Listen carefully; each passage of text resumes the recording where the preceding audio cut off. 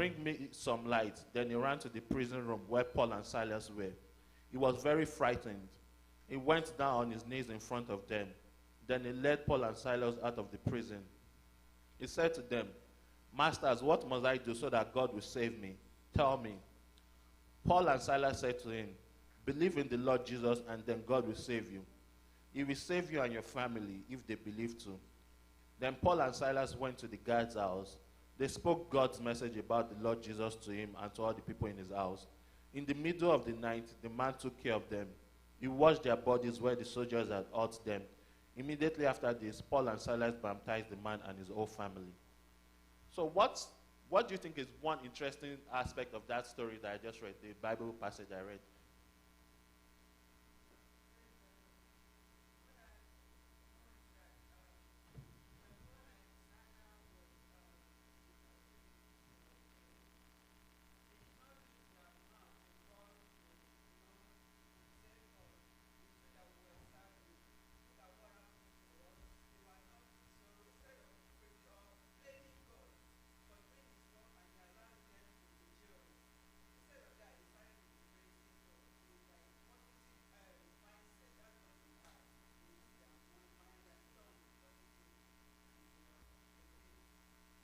Thank you very much, man.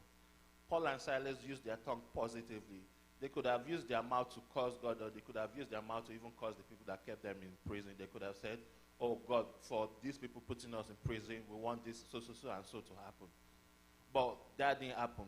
And the one interesting thing is, when the prison guard saw that the prison gates were open, what did he do to himself? He wanted to kill himself. Paul could have kept quiet, because Paul could have allowed him to kill himself and walk away. But no, he said, "Do not hurt yourself. We are still in here." This was the first step to Paul being able to witness to the prison guard. And we see that after that, Paul ended up witnessing to not only the prison guard, but his family members. And this was how he was able to bring salvation to them. And this all happened through the power of his tongue, through being able to witness to them. And now, we'll go into the bad effect of the use of the tongue. As we know in the Bible, there are several examples of death or sorrows caused by the wrong use of the tongue. The first one will be the 10 spies. The 10 spies. Do we know the story of the 10 spies? Can anybody just give us a brief summary? Yeah, they went to look. How many spies were there originally? What?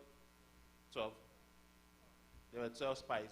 But we are focusing on the 10 spies because the 10 ones were the one that came back to give negative report. And quick question, is it completely negative report, or were they reporting accurate information?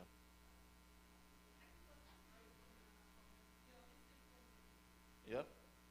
It was accurate from a realistic point of view, but why did they end up losing their lives?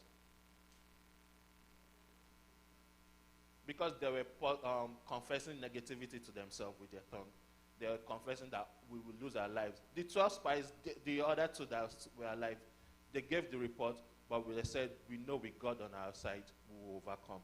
So that means no matter what you are seeing, even though it looks bleak, it looks dark, as long as you have God, the power of your tongue, confess positive into your life, and no matter what you see, the situation will turn around.